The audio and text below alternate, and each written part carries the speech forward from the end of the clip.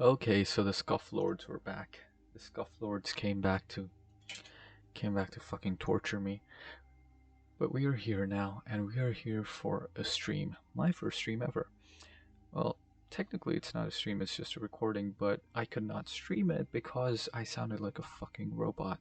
So instead, this is what you're getting. You're getting a video disguised as a stream. Now the issue here with this is, well, the advantage, it really doesn't make a difference if I stream it or record it because no one was gonna watch it live anyways, since this is a new channel. But yeah, here we are. What we're gonna do for this little recording session is first I will introduce the format in which I'll be streaming basically every single day, or at least I'll try to stream every single day. There are gonna be a couple of days here and there in which I'll be a little too busy to stream. But aside from that, here is the basic how of all of these streams are gonna go. So, wow, wow, I realize how fucking unprepared I am. But I think I've rehearsed this stream like 5 or 6 times, and to be at this stage even after 5 or 6 rehearsals is just embarrassing. But you have to start somewhere. You're not gonna start off being a you're not gonna start off being prolific. My first pieces of art were dog shit. But you work on it, you eventually get better. And this is a start. This is a start for sure. Um, so let's start off with how was it gonna start the stream? Think brain fog. All right, so I was gonna start off every single stream, or I am gonna start off every single stream by doing TED Talks, and then I would go on to TED Talks. Seriously, I'm basically just gonna yap for the first 10 minutes of every single stream. Then I will move on to doing actually what the stream title says before ending the stream. Um, and I was thinking about the different topics I could talk about for the first yapping session of every single stream, uh, the first yapping session in general. And what I thought about would be a good topic for this one would be myself. Now, why me? Why would I want to talk about myself? I want to talk about why I'm streaming in the first place. Why I am streaming is because I have a really big amount of brain fog whenever I'm talking. So what would happen is I would start off like this, right? I would start off saying something and then I would come up with something that I want to talk about and a good metaphor for it, and then I would have to go back in time to fix that and preface what I'm saying, so I would eventually just stop saying and stop thinking altogether. So it's an issue that I've noticed for a decent amount of time now.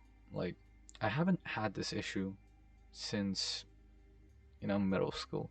No, I didn't have this issue in middle school. I think being separated from society because of COVID for so long turned me into someone completely incapable of talking to other people or talking in general.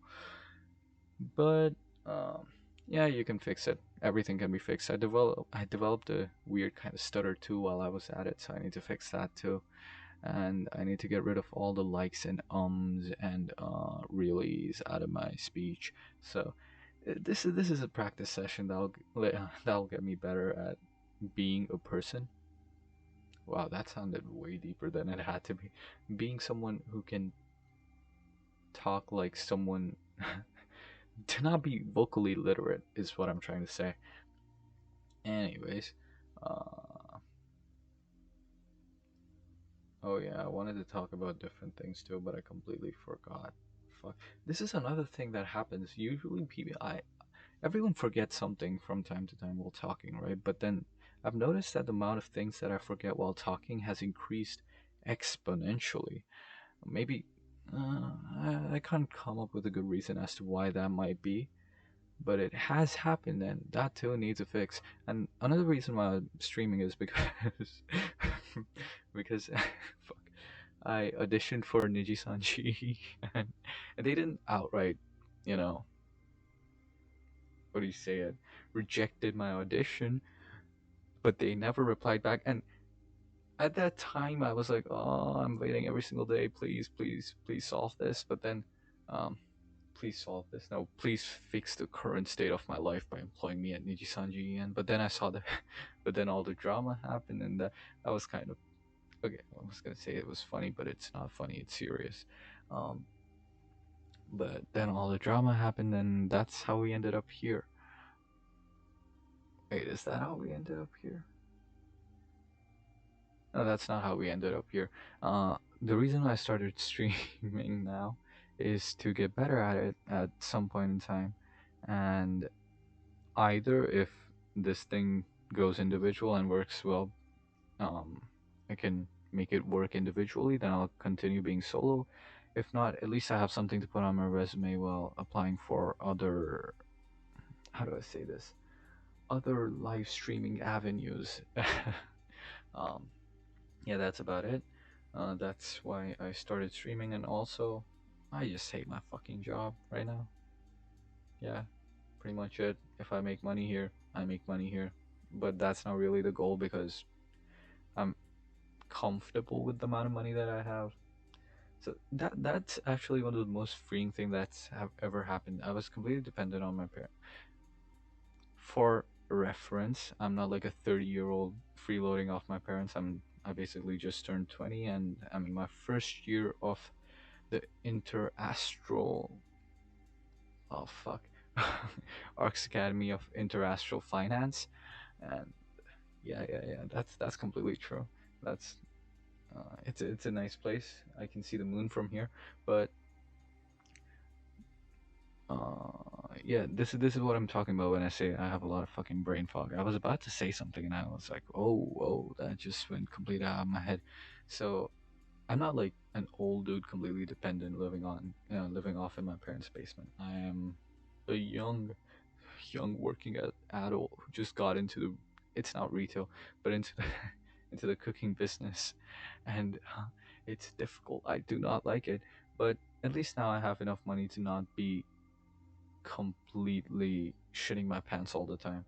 Um, so I decided to use the free time that I have right now to develop my skills, and maybe streaming could provide a pretty good avenue to, not a pretty good avenue, pretty good mm, stage to display how. No, that's not the right words either. Those aren't the right words. Um, Pretty good. Think about it. I'm clearly not cut out for this. A pretty good place to collect all of my achievements as I progress in different fields of art and shit.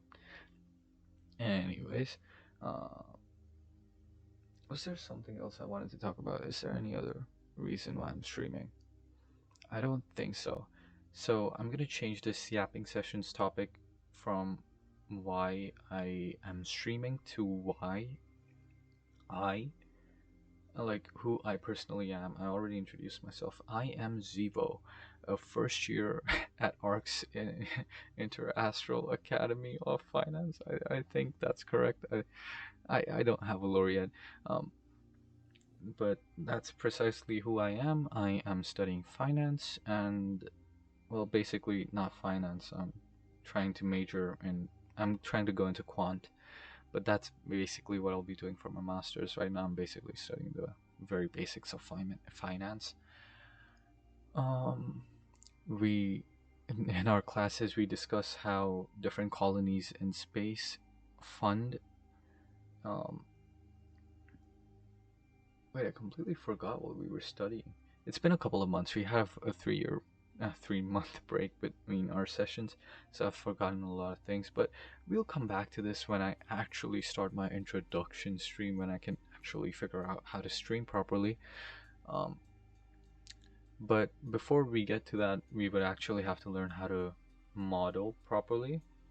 Not model. How to make a live 2D model, and then learn how to rig it, and then actually rig it, and then create stream assets, and then a starting stream and ending stream page. And I'll do all of this on stream because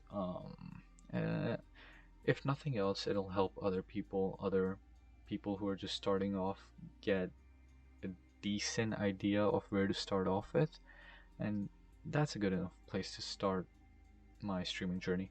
Anyways, yeah, I was introducing myself. My interests are, I listen to music. I know a lot of people don't, and I know it's like kind of a niche hobby, but I listen to music, and I also play music.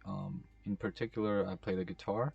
Um, I play the piano, not piano, the keyboard more than I play the guitar. But I've played guitar for longer.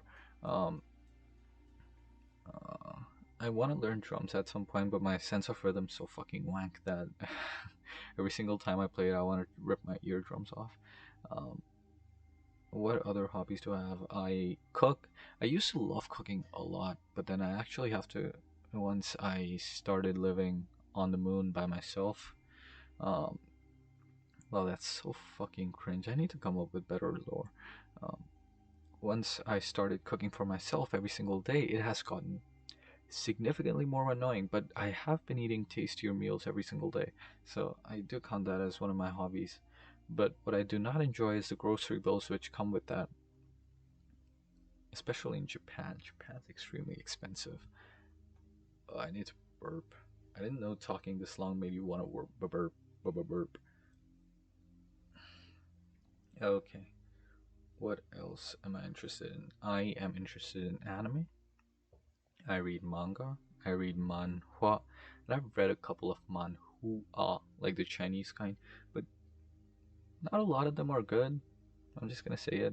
Like, a lot of them are shit. The ones that I have continued to read are the few that I would consider actually readable. But yeah, I do that. I watch K drama, but I've noticed that as soon as I had 2 years in COVID, right? I mean, I don't know, not everybody did, but then I was special, so I had 2 years in COVID, and I spent the majority of them just consuming media, like pretty much all the fucking time, 16 hours a day. I would binge a K drama show, sing like an entire K drama season, not a season because most of the shows end, but an entire K drama in like in the span of a day, and I wasn't even embarrassed by it. I would do that, and then I would write, and then I would call it a day. Speaking of writing, another hobby of mine is writing. I write quite a bit. I've written like half a million words. I haven't. I thought that I'd gotten good at it, but I haven't because while I did have a lot of consistent practice, I did not have a good feedback loop in which I could criticize myself. I was just writing blindly and writing for a platform in which quality did not particularly matter. But we'll discuss that in later parts of the, I don't know, introduction or a later live stream. Anyways, um, we got this. What else am I interested in? I like to draw because drawing is fun. Uh, I've drawn this cat. I've drawn a self portrait of myself, like the one which is moving right on the screen right now. I've drawn plenty of other things, but my interest, or at least I'm trying to get to that point, that I want to start to learn how to pose people properly, storyboard properly, and one of my goals is to learn animation. Not because I want to work in animation, just because I'm in Japan doesn't mean I'm a weeb, which I am, but I don't want to work in animation because too much work. There's way too much work. I'd much rather be in the illustration scene in Japan, but even that's getting fucked over by AI. So I don't know. Mm. But I do want to learn animation because I think it'd be cool. I want to animate a couple of fight scenes, put them up on this channel, and people would be like fawning over everything I make, and that'd be nice. Because I love fucking attention. I love it. I was talking about the different reasons why I'm streaming, and I think the first reason out of all of them is that I fucking love attention. I'm a fucking whore for attention. I should, Jesus. It sounds weird. It sounds weird. But even in high school, not even in high school because during high school I didn't go to high school because there was, the mystical little thing that only I experienced called COVID. But outside of high school, like basically middle school and shit, Yeah, I would eat I would eat up any single crumb of attention that I could get, and looking back, it's cringe.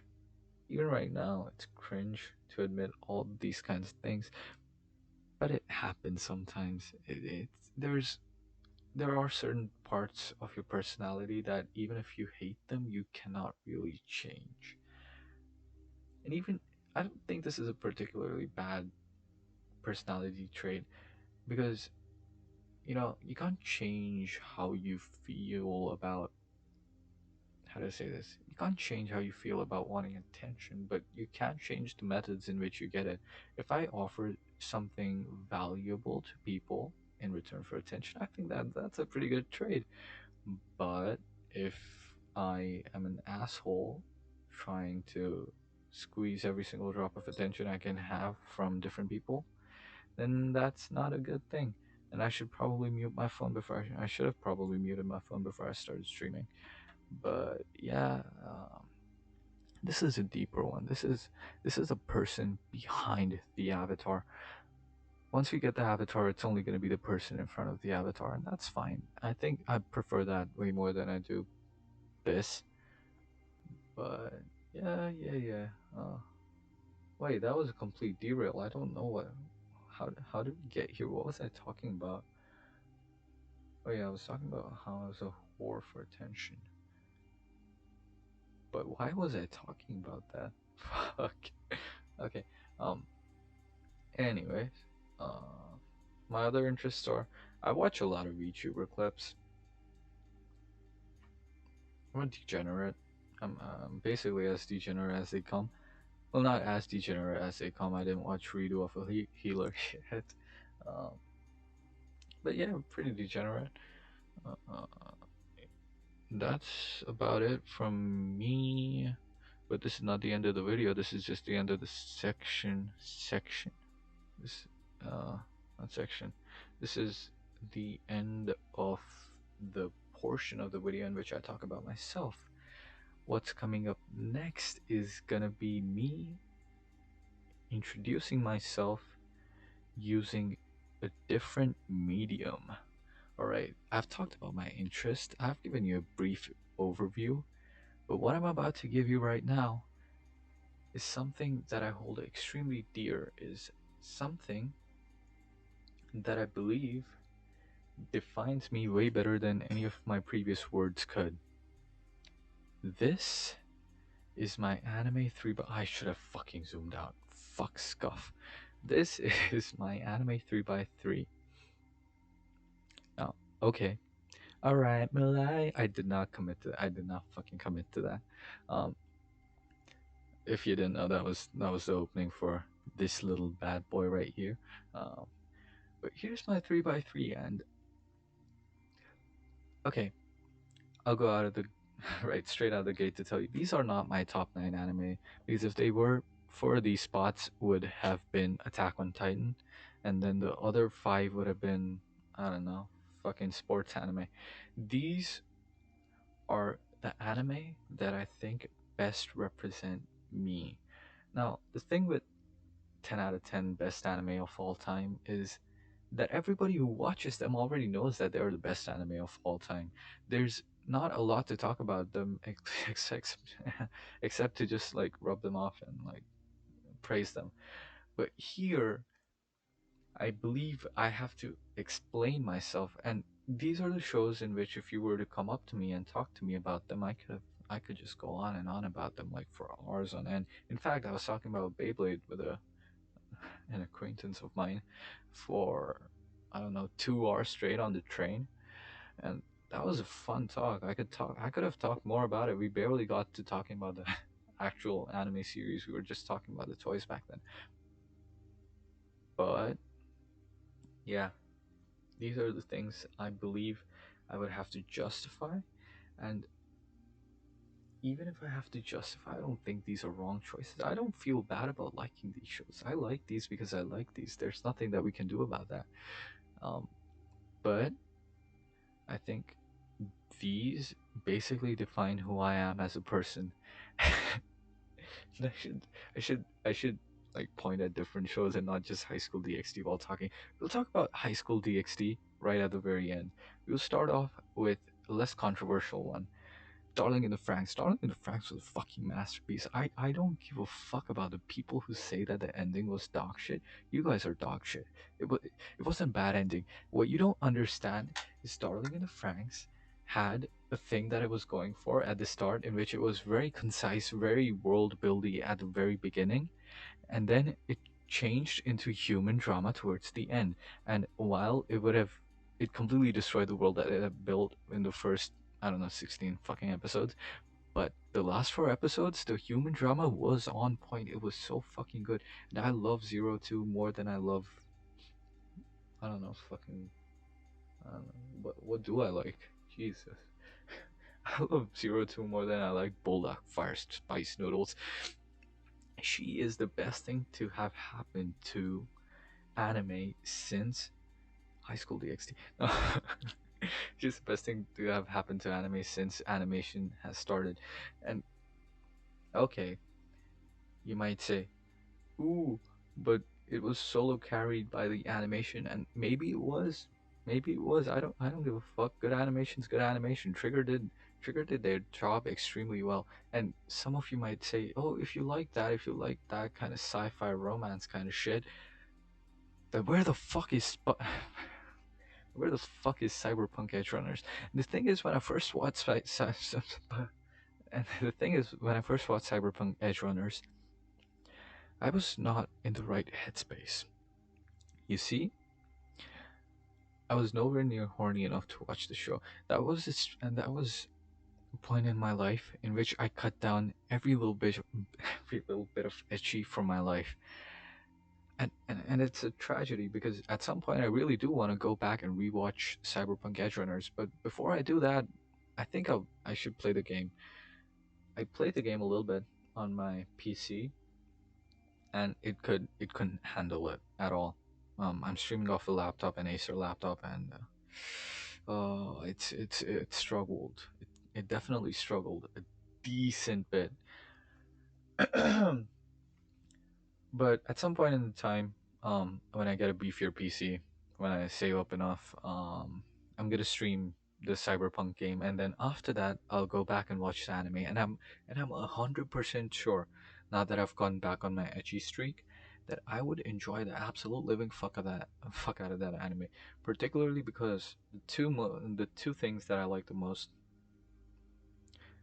or the two, well, at least one of the things that I picked up from watching a lot of K drama is that I love I love romance. I don't know why. If there are like two characters that I find are in like a really fun relationship, an interesting relationship to follow, those two characters and the show itself would like just catapult right to my top. That's also why I really like Bunny Girl Senpai, but it's not here because everybody knows that Bunny Girl Senpai is good. Um, Anyways, I want to talk about Darling in the Franxx in a separate video. Like I could, what's the word for it? Devote an entire fucking stream to Darling in the Franxx, and I will at some point while making maybe some fan art of the show. But right now, all you need to know is that it's a really good show. It's a 10 out of 10, and please just stop. Like, okay, maybe maybe the reason you don't like Darling in the Franxx is because you've only watched it once, and you were shocked by the ending. Now, the second time around, you will not be shocked by the ending. So I implore you to go back and not implore. I'm not a fucking beggar. I command. No, command's too strong. Go fucking watch the show again. It's really good. Once you know the ending's coming, you can sort of ignore the weird world buildy ignorance aspects of it and completely enjoy the show for what it is, which is a really fun, not even a coming of age story, just a really nice story. Um, but yeah, that's about it for now. I want to save deeper thoughts for a deeper dive into Darling in the Franxx. But instead of going to the left because I'm extra, we'll go diagonally. I was thinking about which anime movie to put in here. Jose, Jose to Sora to Tak. Fucking. I'm learning Japanese. How am I so fucking bad at pronouncing this shit? Jose to Tora to Sakana Tachi. That still had an accent in it. Jose, Jose to Sora to Takana Sachi. Fuck it. Jose to Tora to Sakana Tachi was was a great movie. I couldn't think of anything negative to say about this movie when I started at the end. Like I said with Darling in the Franxx, if there are two people that I can be invested in their relationships with, I think these two are also way towards the top of the list. I was debating whether I should put this movie or Bunny Senpai's movie, and that movie completely emotionally destroyed me. But the thing is, with this movie, I think what struck me the most about this movie, which made me want to put it here, is that I absolutely adored the art style. Artistically speaking, I had never seen anything quite as beautiful as this movie. Now I know uh, Silent Words and all of the Makoto Shinkai movies exist, but something about the backgrounds in this one, something about the fluid animation, and something about the fluid animation still not feeling, the word isn't not feeling rustic. So if I were to talk about fluid animations, I think there's like an artsy side to it, which would be something like uh, please keep your hands off the Azokan or whatever it was called, in which Azokan, um, in which it's it's really good animation and the backgrounds are pretty, and fundamentally it's probably the best animation that I've ever seen, but the characters are not pretty. And that's not a negative thing. Like, characters can be pretty if you want them to be pretty, can be ugly if you want them to be ugly. It doesn't really take away from a show. But this had both of them. It had that fluidity. It had incredible fucking backgrounds and scenery, but it also had pretty looking characters. So it struck a pretty good nerve for me. And the thing I also want to talk about here is with with shows like these, with with anime like these, I think there is a contender. I think this is a contender for my favorite looking anime of all time. But Violet Evergarden also exists, so I'm not gonna completely ignore that. I think, fundamentally speaking, honestly speaking, Violet Evergarden's the prettiest looking thing to ever exist. But you also cannot ignore that there was a movie, and that movie was dog shit. I I sincerely hoped that that movie didn't exist, because if it didn't, that entire franchise is like a 12 out of 10. But because the movie exists, it got down to like a 9 out of 10. It's still an extremely solid show, and I do think that it is the best looking show ever. But if you consider the story and everything else, I think Jose to Jose to Sora to Sakana Tachi, or whatever the fuck it was called. No, Jose to Tora to fucking Tora Tiger. Yeah, Jose Tiger and the Fish. Um, yeah, I think it's the prettiest looking show of all time, and it deserves its spot there. Now, you might think that if we are going this way, we would go all the way here, but as I said, we're going to talk about this one at the very end. So instead, we'll go diagonally again, and we'll go. I should have prepared a segment for this. We'll talk about Steins Gate now. You don't need me to tell you that Steins Gate is good. You already know that Steins Gate is good. Everybody who has watched the show has said that it's good. But a lot of the people that I've seen talk about the show also tell me that the first 11 episodes were a slog to get through because nothing really happened. The thing is, I kind of preferred that.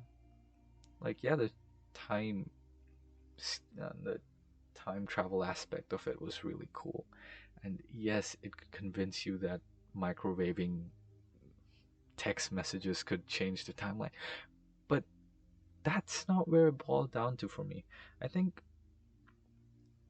out of all the characters that I've watched in anime, these characters felt the most not alive as in 3D alive, more these anime characters felt the most anime to me. Maybe it was because it took place in Akihabara, Akihabara, Akiba. Maybe, maybe because it took place there. But it had the kind of otaku culture, mm, craftiness that I was looking for, and it was the character interactions there made me invested in the characters in the first 11 episodes in the way not any other anime kind of got me to be invested in their characters. And hmm, yeah, yeah, that's about that's not about all of what I could say. Maybe I didn't just clear my thoughts well enough. Maybe the brain fog is clouding up again because it's been like how many minutes since I started? It's been half an hour since I started recording this. So the brain fog's definitely brain fogging right now. There's a lot of different things that I could have said about Steins Gate, and I haven't gotten them quite out.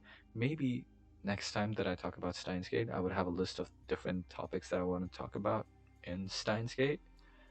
But yeah, that's about it for now. Fuck. Shit. I should have prepared better. I should have prepared better. Now since we're doing this, we already did this, we already did this, we already did this. Okay, so the next thing we're gonna do is this. We're gonna talk about Shokugeki no Soma. Soma is fucking badass. Okay, there was a point in time in which I was extremely invested in cooking, in which I would watch every single cooking video to ever come out. That's still me right now, but I've toned it down a decent amount of time. There was a time in which I would watch every single Joshua Weissman video to come out, which I still do right now. But I would also try to replicate every single one of his recipes. There was a time when Babish didn't fall off, and I used to watch his videos, and those were fun. And that was around the time that I watched Shokugeki no Soma, and yeah, clothes flew off, but like who's really complaining there? Like, yeah, let's go. Um, Ecchi was etching in that show. Was it over the top? Not really. I mean, okay, you might consider the Ecchi over the top, but the reactions were still extremely tame. If you know what Shokugeki no Soma got inspired by for the weird ass reactions, there's this show called Yakitate Japan, Rise Japan or something. It's a show about baking, and it had the wildest fucking reactions of all fucking time. And I think that's where Shokugeki no Soma got its reaction gimmick from.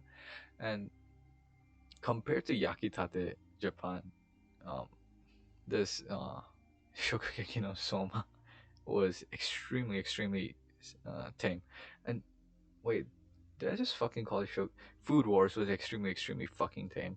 Um, so this was in a time in which I was really into cooking, but I also think Shokugeki no so fucking. I also think Food Wars has an extremely high rewatch value because you forget most of the things that has happened in the show pretty early because it's technical. And the thing is, it's just like every other sports show, but it's individual and it's hype. And the hype delivers extremely quickly. There's not a lot of build up. You won't see Soma actually getting better at cooking because he was already at a pretty high stage.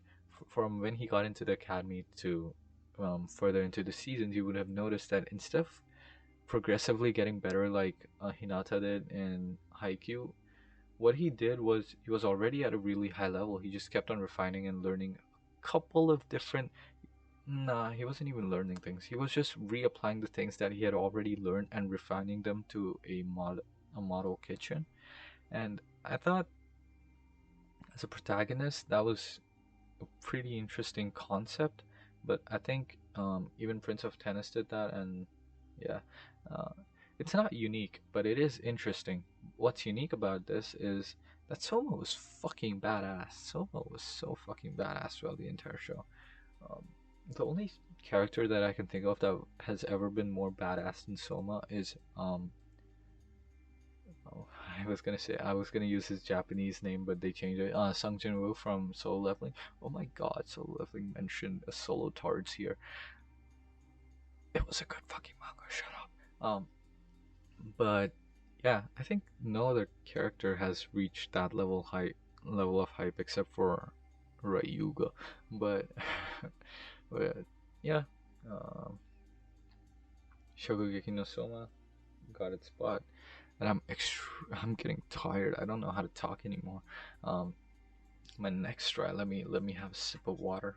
You know when you talk a lot and then it's not exactly your neck that starts to hurt, but like right behind your nose and your tonsils, and it's like, am I sick? Am I really sick? This is how I felt after singing karaoke for like 7 hours here. Speaking of karaoke, when I was back in India, um, the people I called it karaoke instead of karaoke, and people were like, "Oh, look at this illiterate motherfucker." No, karaoke, you fucking pieces of shit. Karaoke started in Japan, and they don't know how to properly do ioki. No, they can do karaoke, but they don't. They call it karaoke, and based on that, I pronounced it right. You were the ones who were wrong, but actually, you were the ones who were wrong. Um, uh, that was a weird fucking rant. I could have made this a better rant, uh, rant. Uh, I will make it a better rant in a future video in which I actually learn how to speak properly. Fucking shit. Um. Okay. Logically speaking, we of course have to go down here, and actually this time we will. I was debating which. I was debating which harem anime to put in here. I Okay, before I say anything else, I'm gonna say this out loud. I like this. I like High School DxD. But the thing with High School DxD is that it's a really good ecchi show. But I'm not really watching it for the harem because there are like in the entire cast of women in that show. They're not even women. They're like 17. And the entire cast of girls in that show. Um, the only two that I think are good is Rias and Akino. And the thing with Rias and Akino is that even though the two of these are probably in the top 15% of all anime girls, Rias is still the clear winner. And that's why I can't really classify it as a harem show because there's no one to root for. Who are you gonna root for? Fucking Asia? This fucking lolly? No. They just exist as fucking, I don't know, cute bait, moe bait. But we all know that Rias is best girl, right? So there's no competition here. It doesn't really it doesn't really, yeah, classify as a harem. But in Bokutachi ga Benkyou ga dekine, Bokutachi wa Benkyou ga de, we never learn. All of the girls are fucking good. All of them are fucking good. I can't think of a single girl that I would want to lose or is an obvious loser in this competition that they had. And I'm glad that the author agreed with me and decided to draw an ending for every single one of them. I personally telephoned them and was like, yeah, you should make all of them win. Yeah, I didn't commit to that bit either. I should learn how to commit to bits. Anyways, so fucking solid. Like, hit every single beat that it had to hit. It didn't have a fucking. Okay, it did have a wussy little fucking character when it came to romance, but aside from that, he was a confident guy who knew what he was doing and knew his worth. He wasn't like.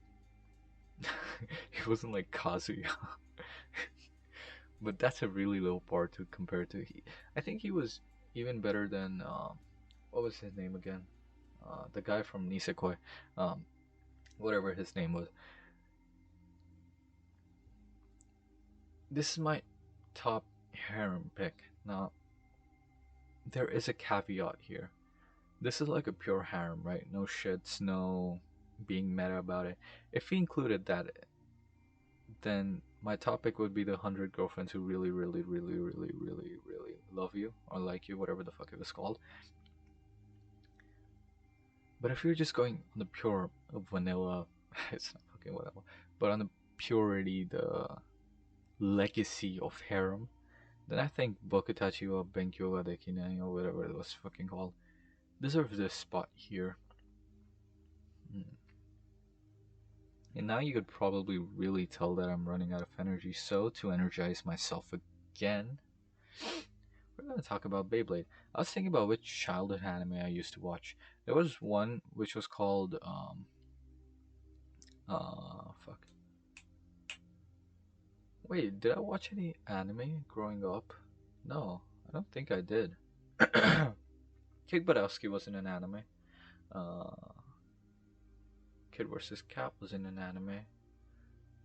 Uh, no, I don't think I watched any anime growing. Okay, there was this one. I watched Bakugan when I was a really small child, so I don't remember anything about Bakugan. I also watched this. I don't know the name of this show, but there were dinosaurs, and okay, I can actually look it up. Let me find it. Let me find it. Give me a minute. We go to my anime list. Dinosaur King. Dinosaur King. Yeah. Ko Kodai Oja Kyoryu King. So basically, what would happen in the show? It was so fucking cool. It was like this was my Pokemon. All right, this is the Pokemon that I grew up with. Um, the basic premise was that there were these kids. Okay, was I really drawing guidelines? Kids. Okay, that's fucking ugly. Kids. And they had, I believe, they had like a stack of cards, and they could summon dinosaurs. Uh, yeah. Can you tell that I do art? They could summon dinosaurs with these cards, and usually these dinosaurs would have like a cute chibi form, right? But then, wait, let me draw the chibi form. Like, yeah, that's not how. Yeah, uh, yeah. And then we draw this for the Spinosaurus. And then we do this. Yeah, so they would have this cute chibi form, but then when you actually had to battle, they would turn into huge ass fucking dinosaurs, and that was really fucking cool. Like, yeah, ooh, like huge dinosaurs, and that was really cool. Um, that was the other anime that I grew up with, but the one that I think this is single-handedly the show that I watched, rewatched the most amount of times, and I'm not even embarrassed by it. Even right now, I go back and watch the Jack versus Ryuga fight, not regularly, but like once every 6 months or something, and it still gets me hype. This show was hype in every single way. It had no right being this hype. Uh, You watch kid shows nowadays, and it's like, oh, they're watching Cocomelon. They didn't grow up properly. I think my generation had it way better than those little pieces of shit. I mean, than Gen Alpha did, and I can single-handedly credit all of that to Beyblade because this was such a fucking cool concept and the execution was perfect. Now, I am gonna be completely honest. I was starved for Beyblade content, but I didn't go back and watch the original, or I'm not watching the current Beyblade going on. The only one that I followed was the one with Jinka. And why did I follow the one with Jinka? Because Jinka's the best protagonist. I haven't watched the other ones, but I still know that Jinka is the best protagonist. Fuck off. Um, I did watch Shogun Steel. And the thing with Shogun Steel is that I think the Beyblades and the base stadium and the concept of the actual fights were cool, but what was not cool was how fucking shit the story was. The the main character wasn't like likable, and the story was extremely generic, and basically everything bad you can throw at it, it was bad. But then Chinka showed up and barely managed to save that show from being absolute garbage to barely garbage. Um, but it was still garbage compared to the Metal Fight series, the trilogy. Now I was thinking about which one I think personally was the best out of all three of them, and I think, personally speaking, that this is the most diplomatic I've been in all of this list because there is no right answer. All three of them were good. Depending on which one you related to the most with, all of them are good, and that's the only opinion I would respect, right? You tell me that the Darling and the Franks ending was bad, like fuck off, you're wrong. You could tell me the first 11 episodes of Steins Gate were bad, but like fuck off. You could tell me the final seasons of Food Wars was bad, you can still fuck off. But if you tell me that you preferred Metal Masters over Metal Fury, I wouldn't hate you for it because it's a close second. Like all of the seasons had very iconic scenes, and I think the arc that took place in Metal Fury was the best, and it was a really good knot on top of the present, a really good cherry on top. Metal Masters was an entire fucking tournament arc. Well, most of Beyblade is, but it was an entire fucking tournament arc on the biggest scale that you could get it on. And Metal Fusion Metal Fusion was centered around a Yuga. So, and it had a fight with the serpent, and it had the fight in the Beyblade Stadium made by the meteor. All of them had really cool concepts, had really cool executions, and all of the seasons were straight up 10 out of 10. With that being said, yeah, it was a children's show. I don't think I can go back and watch the entire show again without getting annoyed. And here's what I'm gonna say: there was CGI in Beyblade, right? All of us know that there was CGI in Beyblade, and that was how old is Beyblade? Let me check how old it is. How old is Beyblade? No, Beyblade Metal Fusion release date. It's a 2010 show. I thought it was gonna be like 2005 or something. It was a 2010 show, and I still believe that it has the best use of CGI in anime. I don't think anything has topped it after that. And even the back, I think they went unnecessarily hard in animating a show for kids. Maybe because it was profitable and they wanted to get people to buy it. Yeah, that actually makes sense because most of the revenue from anime comes from the merch, and Beyblade had a pretty good merch ecosystem going on. So I can see why they had a lot of anime to budget to invest into that thing. But you could have, but you would believe that that sort of technology would have trickled down to basic anime, like I don't know, fucking in 2020, like 14 years later. But we still have X Arm, right? We still have X Arm that exists, which completely proves otherwise. But we don't talk about that. We were talking about Beyblade. Beyblade was good, and that's why it's on the list. And that's gonna be the end of my segment about Beyblade. But the next thing we're gonna talk about is Fairy Tail. I was thinking about which of the big three to put on this list, and I put Fairy Tail instead.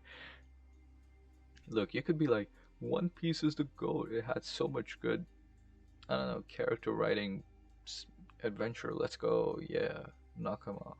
Fuck. But we had a guild in Fairy Tail.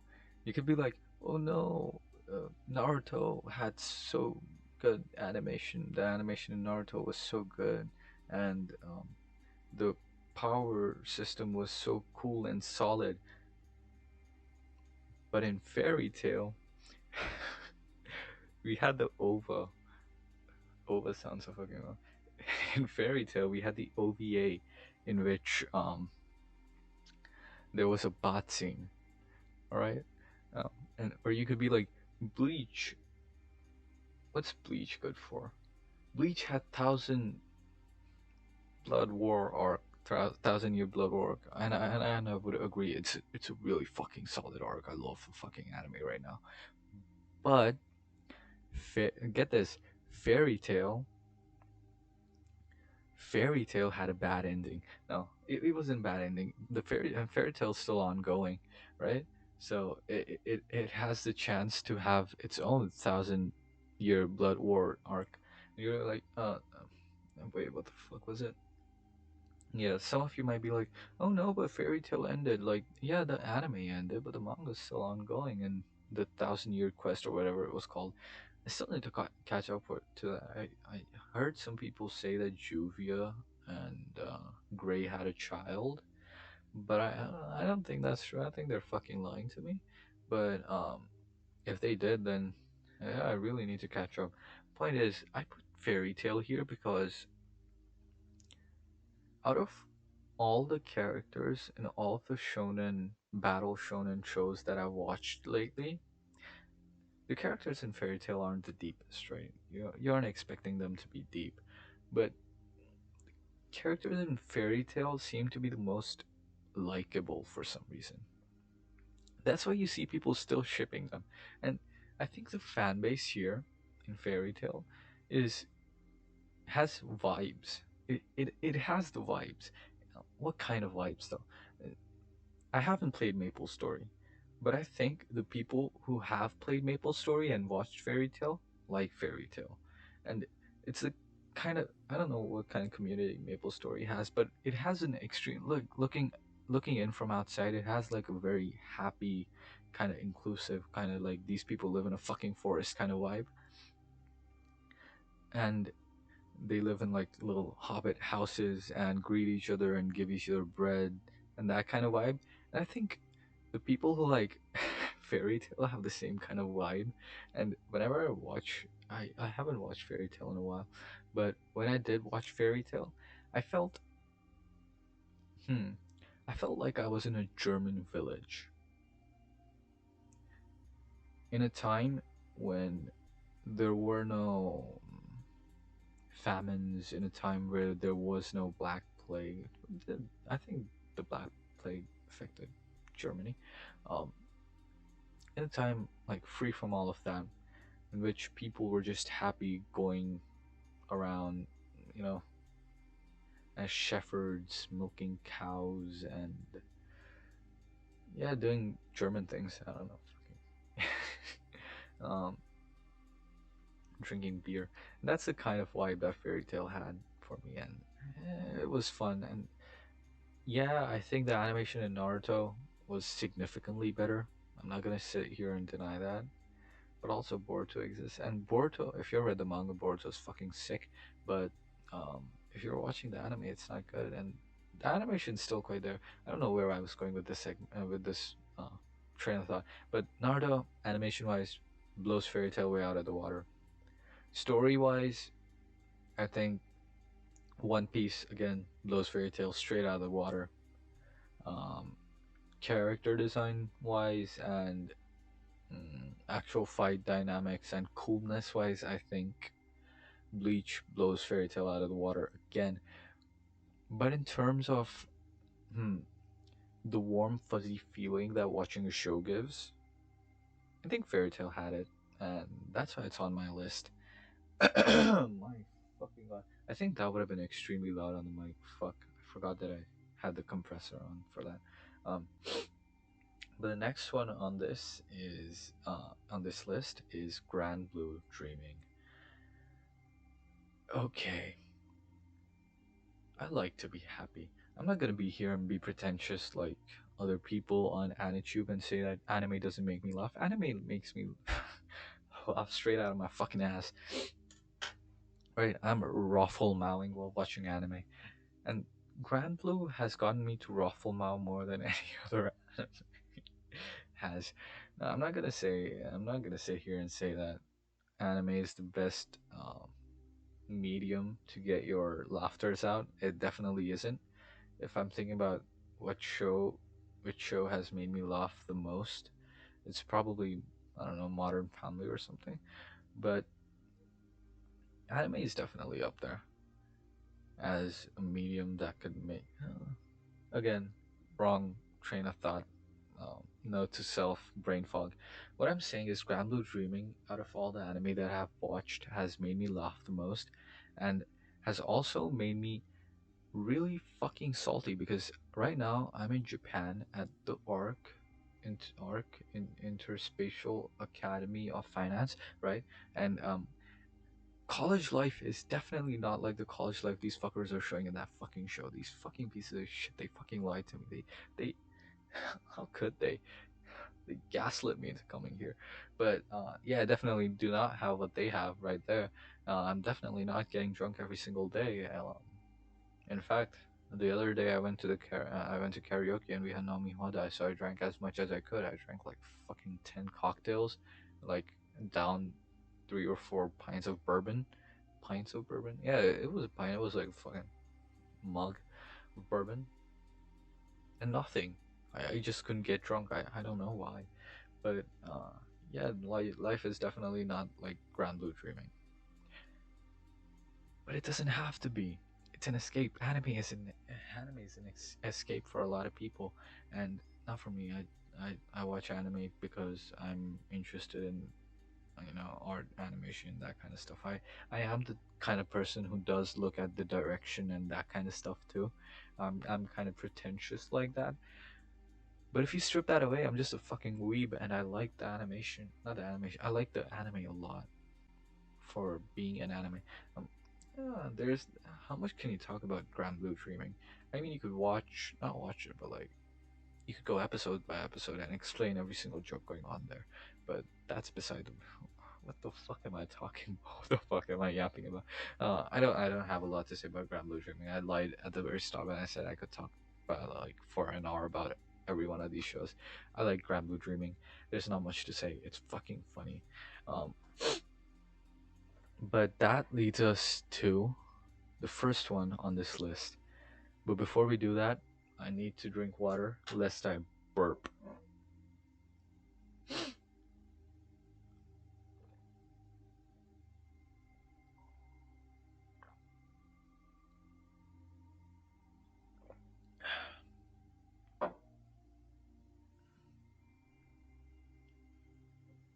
High School DxD does not have the best etchy anymore. There, I said it. it it's not the best etchy show anymore. Darling in the Franxx exists now. High School DxD does not have the best plot. And, well, it does have the best plot, but it doesn't have the best quote unquote plot with the plot. Because I think that title goes to another show. Wait, I completely forgot which show I was talking about. Best plot with the plot would, in my eyes, go to something like Darling of the Franks? No, not really. Uh, uh, uh, okay, it goes to some show. Even if I'm saying best plot with the plot, even if you include like manhwa, there's a clear winner when it comes to best plot with the plot, and that's Windbreaker, right? But I couldn't come up with an example. There's got to be an example. Let me go through my list. Let me go through all the etchy shows that I've watched recently. Uh, uh, what the fuck? Why does it take so long to load? This is this is sad.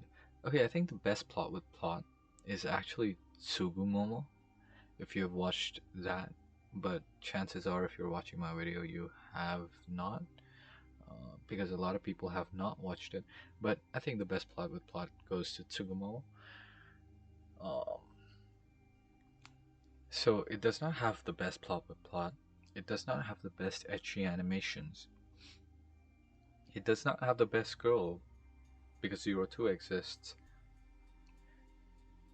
But what it does have is heart.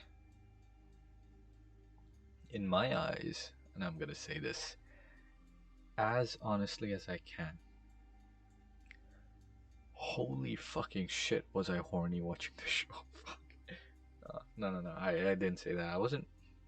No, I don't think I've ever wanked to it once. Oh god, I was trying to keep it PG. Uh, I'm not doing a good job of keeping it PG. Um, I have never once felt excited while watching the show, like quote unquote excited. But I did enjoy it a lot. I think it marked a phase in my life. It was so special, this show, that it marked a phase in my life in which I would watch any and every single show out there. And out of that phase in which I watched a lot of trash, I think this stood out the best, the most brilliant show to ever exist to me. It holds a special place in my in my heart. Um, and there's not much I can say about it that could explain the experience that I had while watching the show. It sure, let's be honest here. Sure, there weren't a lot of good likable characters, right? We already know that. No, a lot of the characters were likable. It had a lot of likable characters. It didn't have a lot of winning characters, and it didn't really classify as a proper harem in my mind because of that. But the one character that it did have, Rias, was so perfectly crafted for this show that you couldn't take her out of the show and make that character make sense. Like you could have mm, Senjo Gahara in this show, High School DxD, and it would be fine. But you can put Rias in Bakemonogatari, and have it make sense. Rias basically ran the entire show. Without Rias, this show wouldn't exist, right? And the thing here is that you usually want your characters, your world to be separate from your characters, in which while your characters may develop the world can continue even if your characters didn't exist. And technically, the world could continue if Rias didn't exist. The best go would be Akino, and this guy would still be getting horny. But the thing is, Rias does exist, and she runs this world. And that's fine. That's not just fine, that's perfect. I think there are a lot of characters that I consider best girl, but what a lot of those characters miss is the aspect of allure, right? You look at them and you're like, oh yeah, they're funny and they're interesting to be with, they're cute, they have fun reactions, they have good chemistry, but they don't really have allure. Now, Rias, right from the first fucking episode, you watched her first scene, right? Like when she was looking out of the window, and you were like, "Oh, oh, that did something to me. That felt nice." It was love at first sight when you first saw that character, and she didn't have any dialogue at that point. She didn't have any character introductions. Her character design, let's be honest, is it's not bad, but it's lacking compared to something like Erna from Food Wars. But still, that one moment in which she got her first time to shine, she just completely like grabbed hold of you. Yeah, she just completely like stuck onto you as a perfect character. And that kind of appeal, I don't think I've felt it since High School DxD. There have been a lot of weird ecchi shows that I've watched from that point onwards. I've watched High School of the Dead, Mosogaku and HX, did I say sex? HXH, and I mean, I've watched more ecchi harem animes that I can even come up with on the spot right now. But no character has come close to that. And there's a very specific vibe about High School DxD. And I think what it reminds me of are those old school vampire movies. And no, I'm not talking about Eclipse. I'm talking about those old school vampire movies in which you would have a character, and that character would be charactering all over the plot would be plotting, and the character would be charactering. And hmm, no, let me talk about a movie that directly relates to this. Okay, this movie reminds me of what it might have been like if Ghost Rider took place in high school and was an anime. That's the kind of vibe I got with it. It was dark. It was weirdly gritty looking at the start, right? Um, and I don't mean gritty as in like grainy or like um, art housey or really rough lines, rough sketches. I mean gritty as in the contrast was high, the music was hmm, classic, and that kind of stuff, and it set the atmosphere really good. You were immediately introduced with the character you were supposed to like a lot. You were immediately introduced with her nobility and how Hakeno dressed her right after the shower, and yeah, that kind of stuff. I think while the animation, like the fluidity of it and all, got better in season 4, in which they moved towards a more I don't know if generic's the right word for it, but more colorful art style. But then, yeah, that did get better. The animation did, but it lost the darkness. The darkness, not the right word. Like how deep the red was in her hair completely changed, and the expressions completely changed. And yeah, yeah, that's about it. I don't think I did a good job of explaining that. All of that hype leading it to the end and then fucking it up like this, it's kind of bad. But maybe at some point down the line, I'll do an anime 4x4, 3x3, and then a manhwa 3x3 and a manga 3x3 at some point down the line. When I do, I'll make it better than this was. But yeah, I don't think I can record any more than I have. I think my voice is getting really, really tired right now. This is something I believe I could train. I could train. Wait, let me do. Let me. Uh, yeah. Fuck. Okay, this. That I messed up. Uh oh. Uh oh. Okay, so I believe this is something that I can change and improve on later in the streams as I get more stamina to talk. I think talking requires a decent bit of stamina too, and I think as I critique myself over this recording, I think I can get better as well. But for now, this is about it. This is about the best I can do, and yeah, that's a pretty good stream. I'm pretty proud of myself. I lasted for an entire hour on this, um, but yeah, I'm not gonna talk for the entirety of the next day. So see ya. Maybe tomorrow. Tomorrow I'll put a live stream up, and that'll probably better than this one. All right. Bye bye.